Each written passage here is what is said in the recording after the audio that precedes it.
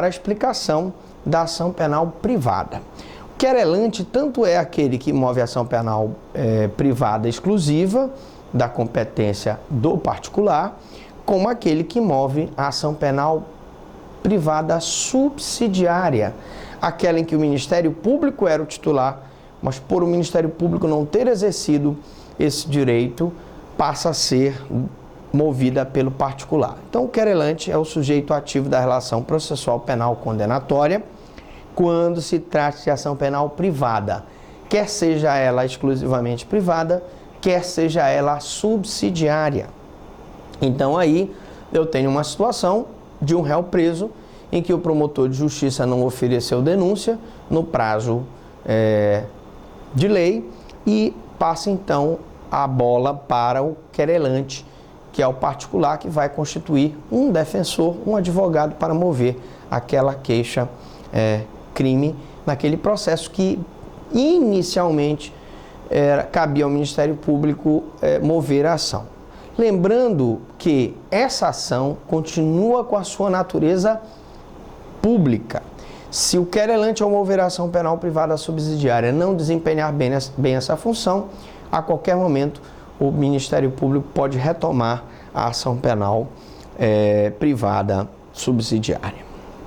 Assistente do Ministério Público, no CPP. Então, preconiza que em todos os termos da ação penal pública poderá intervir como assistente do Ministério Público o ofendido, seu representante legal ou deste cônjuge, o ascendente e descendente. Então, é lógico que uma pessoa que, por exemplo, teve o seu ente querido vitimado por um homicídio, ele pode querer que o promotor de justiça seja assistido por um advogado que vai auxiliar o promotor a fazer aquela acusação num crime de homicídio. É o que nós chamamos de assistente da acusação. Ele vai trabalhar em favor do cônjuge, do falecido, por exemplo, do ascendente, o pai ou a mãe, ou do descendente, ou o irmão, conforme o 268 do CPP, não sendo admitida a intervenção do corréu como assistente do Ministério Público no mesmo processo. Então, o corréu não pode ser admitido como assistente do Ministério Público, porque para ser assistente do Ministério Público não pode ser o acusado ou aquele que for coautor ou partícipe daquela conduta. A sua intervenção é possível enquanto não passar em julgado a sentença e receberá a causa no estado em que se achar. Porque pode ocorrer que o Ministério Público já moveu a ação penal, o processo já está em andamento e o assistente de acusação já é aquela pessoa que vai receber o processo no estado em que se encontra. Ele não pode dizer, não, doutor, vamos voltar o processo para o início, para eu participar desde os primeiros atos processuais.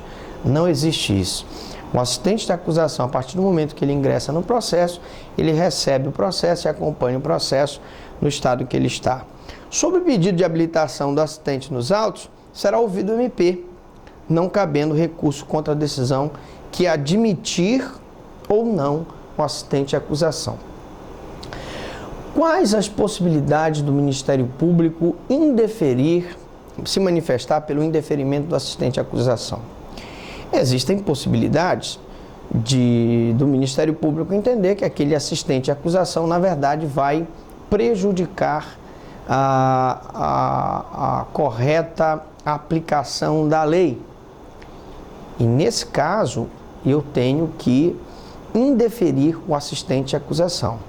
Mas, na maioria das vezes, o assistente de acusação é muito bem-vindo, porque ele ajuda o Ministério Público a promover os atos necessários para provar a autoria daquele crime.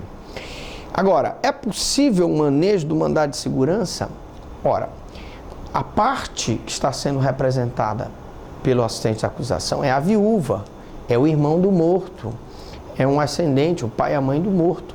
E nesse caso, é um direito que tem a família do falecido de constituir um advogado para auxiliar o Ministério Público na prova da autoria e materialidade daquele crime.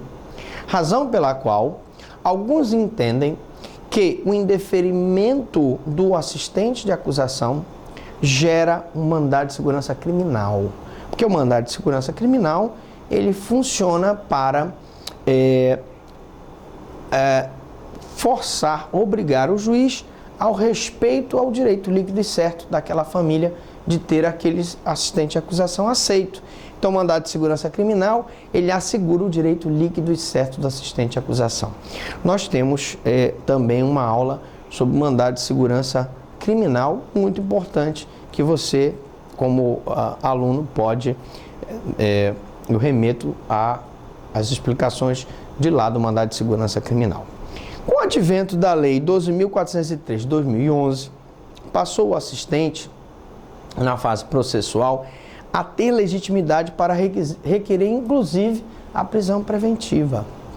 Então, se o assistente verifica que o acusado, existe aí prova da autoria, não indício da autoria, prova da materialidade, o acusado, ele em liberdade, ele vai ser um prejuízo para a ordem pública ou econômica, para a conveniência da instrução e para a aplicação da pena, ele pode requerer a prisão preventiva. Então, assistente de acusação pode requerer a prisão preventiva, como a reafirmação de ampliação dos seus poderes. Então, cada vez mais existe uma tendência da lei de ampliar os poderes do assistente de acusação. Lógico que esse pedido, ele vai ser necessário para vai ser necessário que o Ministério Público se manifeste e o juiz concorde para que a pessoa seja presa. Essa previsão, consignada no novo texto do artigo 311 do CPP, autoriza a afirmar sua legitimidade para recorrer das decisões concessivas de liberdade provisória. Então, se o juiz deferir a liberdade provisória ao acusado, o acusado pode recorrer dessa liberdade provisória, de medidas cautelares diversas da prisão. Então, se eu tiver aí um sequestro, um arresto, o assistente também pode atuar, e de decisões que relaxem a prisão ou que definam habeas corpus. Imagine que o defensor do acusado entrou com habeas corpus, então foi deferida a liberação. Assistente da defesa. Da análise da Lei 9.099/95 dos Juizados Especiais, permite-se afirmar que a efetiva atuação do responsável civil conduzindo à composição para a satisfação dos interesses patrimoniais da vítima. Então, nós já sabemos que o juizado especial, ele atua quando há um crime de menor potencial ofensivo. O que é crime de menor potencial ofensivo, professor Franklin? É aquele cuja pena máxima não é superior a 2 anos. Então, temos aí a ameaça, temos a lesão leve, temos aí as contravenções penais de perturbação do sossego alheio, vias de fato. E nesse caso, a lei do juizado é clara, permite a composição civil entre a vítima e o autor do fato. Então, aí há uma satisfação dos interesses patrimoniais da vítima na composição civil, tendo repercussão direta na situação jurídica do infrator, configurando-o como verdadeiro assistente da defesa. Então, aí se configura como verdadeiro assistente da defesa em virtude dessa composição civil entre vítima e acusado. De igual modo, se depende da leitura do artigo 49 da Lei 8.906 de 94, que é o Estatuto da Advocacia, que autoriza expressamente a assistência da própria Ordem dos Advogados do Brasil, também do advogado que seja réu ou querelado. Então, a própria Ordem dos Advogados do Brasil pode funcionar um assistente caso a pessoa acusada seja advogado, tá? Ele pode ser réu ou querelado. Réu na ação penal pública, querelado na ação penal privada. Pois refere-se à intervenção em inquéritos e processos em que sejam indiciados nítida hipótese criminal, né? Porque aí nós estamos falando de processo criminal, acusados ou ofendidos em igual prisma ou escritos na Ordem dos Advogados do Brasil, segundo defende NUT. Então, se ele estiver escrito na Ordem dos Advogados do Brasil, eu posso ter essa situação do acusado.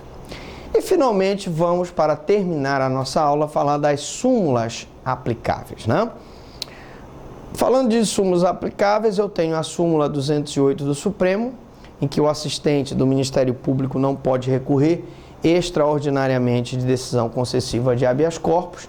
E atenção, não é que ele não possa recorrer de decisão do habeas corpus. O que está dizendo aqui na súmula é que o assistente de acusação não pode entrar com recurso extraordinário perante o Supremo por conta de uma decisão que concedeu habeas corpus e colocou em liberdade o acusado. Quer dizer, professor Franklin, que ele pode recorrer em primeiro grau de uma decisão de habeas corpus? Pode. O que ele não pode, por essa súmula, é entrar com recurso extraordinário perante o Supremo. Outra súmula do STF é a 210, o assistente do Ministério Público pode recorrer, inclusive, extraordinariamente na ação penal, nos casos do artigo 584, parágrafo 1º, parágrafo 2º, 598 do Código de Processo Penal. O assistente de acusação pode usar o recurso extraordinário para outras decisões, uma decisão, por exemplo, absolutória. O que ele não pode é usar o recurso extraordinário perante o Supremo para decisões concessivas de habeas corpus. Temos aqui outra súmula do STJ, é a 234, que diz: a participação do membro do Ministério Público na fase de investigação criminal não acarreta seu impedimento ou suspeição para o oferecimento da denúncia, espancando de vez qualquer dúvida sobre a possibilidade do promotor de justiça atuar na fase de inquérito para juntar provas juntamente com a polícia e até orientar o trabalho da polícia para que aquela pessoa seja responsabilizada na forma da lei. Isso não gera um impedimento que ele mesmo receba esse inquérito e ele mesmo, então, promova a ação penal. Vamos falar, então, por último, desses informativos recentes, que eu cito aqui o informativo do STJ, que diz o direito processual penal, investigação penal do MP, acesso dos servidores às provas. Primeiro ponto desse informativo. O informativo assegura a possibilidade do Ministério Público fazer a investigação penal de um eventual servidor público que tenha praticado algum crime contra a administração pública. Ponto número 1. Ponto número 2. Ao passo que, mesmo sendo feita pelo Ministério Público, o servidor acusado, o servidor investigado, tem acesso às provas que foram produzidas pelo Ministério Público em respeito ao princípio do contraditório da ampla defesa, que na fase de investigação não existe, mas que o servidor, por estar sendo investigado, tem que ter direito de ter conhecimento sobre essas provas. Nós terminamos por aqui a nossa aula de sujeitos no processo penal, perguntando a você alguma dúvida, alguma pergunta?